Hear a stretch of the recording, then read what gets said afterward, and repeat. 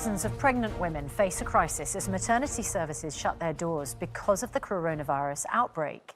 New mum Emma Burnett gave birth to a baby boy, Braden, on Saturday. Her husband wasn't allowed on the ward. She joins us now from Hertfordshire. Jess Brammar, executive editor of the Huffington Post, who's pregnant with her first child, joins us from South East London, and chief executive of the Royal College of Midwives, Gill Walton, joins us from Manchester. Good morning to all of you. Thank you for joining us this morning. Let's start with you, Emma. Firstly, congratulations. We can see little baby there in your arms. How's it all going so far? Thank you. It's going really well. Love it. Fast asleep. They're always good when they're asleep, in my experience. Yeah. Let's talk a little bit about what it was like for you, because, of course, he only arrived on Saturday. Yeah. What were you allowed to do? Was your husband allowed to be there? How long could he stay with you? And how did the whole experience feel?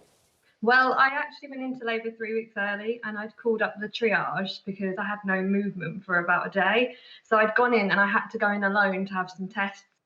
But when they realised that actually my waters had gone 2 days before and I was 3 centimetres dilated, I got moved to a delivery ward, and then he was allowed to join me.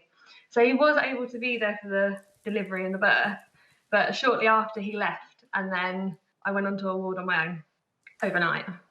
And Emma, he was allowed to be there for the birth, which at least is reassuring. Were there particular rules in the labour room? They weren't written around it, but I think the night before, the rules had changed recently, and I know that on social media they put out that you could only have one birthing partner, and partners couldn't stay on the ward with you. But yeah, so he was there for the birth, which was hugely reassuring, and he was never made to feel unwelcome at all, and the staff were great. But then shortly after, he did leave and left me with baby. Yeah, and then he wasn't allowed to come and visit you, and I think that when he came to pick you up, he wasn't allowed to bring the car seat up to collect the baby. Everything had to be done. You had to leave and meet him at the door, which is, which is not normal. Obviously, it's much more together than that normally, isn't it? And what about when you've had a midwife come to visit at home? Are they socially distancing from you? Yeah, so they asked me to go into a separate room from my husband and my other baby and strip the baby, and then they didn't touch him, but they just checked him over from a distance. But they were really nice about it. I think I want to really get across that they've been great, but it is distant, obviously, and it's slightly different from my first birth. Yeah, let's hope it's the only one that's done like this, because you'll suddenly realise what's involved if you do it the other way. Jess, of course, you're not quite there yet, so you're going through this at the moment, the expectation and the worry and the concern. What have you been told about whether your partner can be there for the birth, and how concerned are you?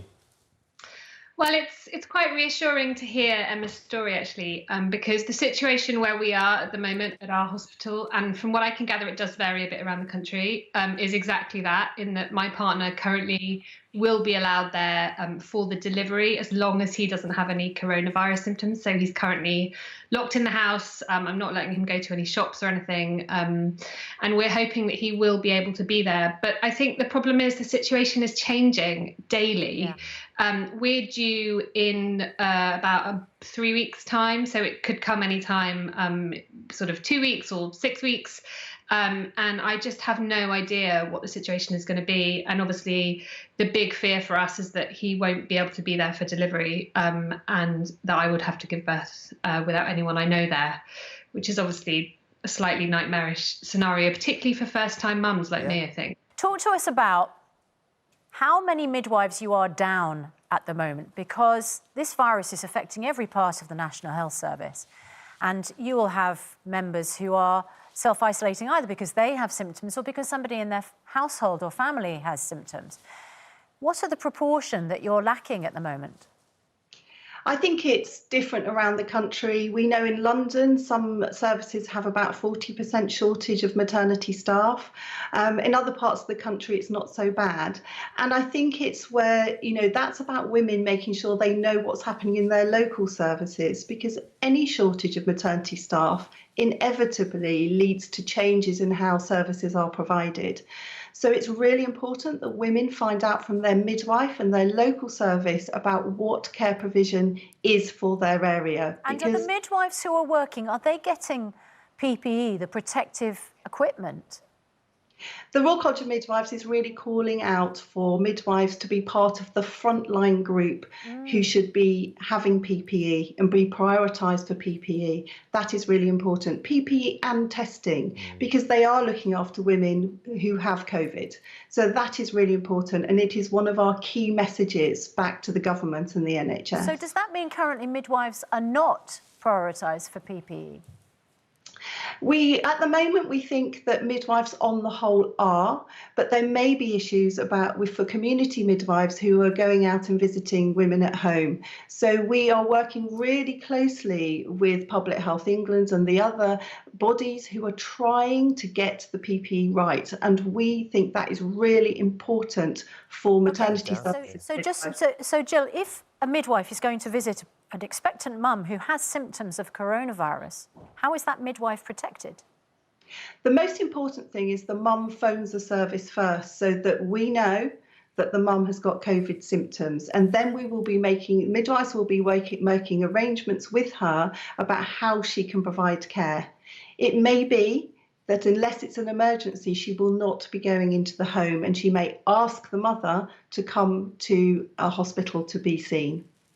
So it's a pretty organic situation, isn't it? But you've got to be aware of how you're feeling. Jess, I wonder, one MP's warned that pregnant citizens are being treated like second-class citizens. Do you feel that's the case? Do you feel that you're not being sort of looked after as you should be?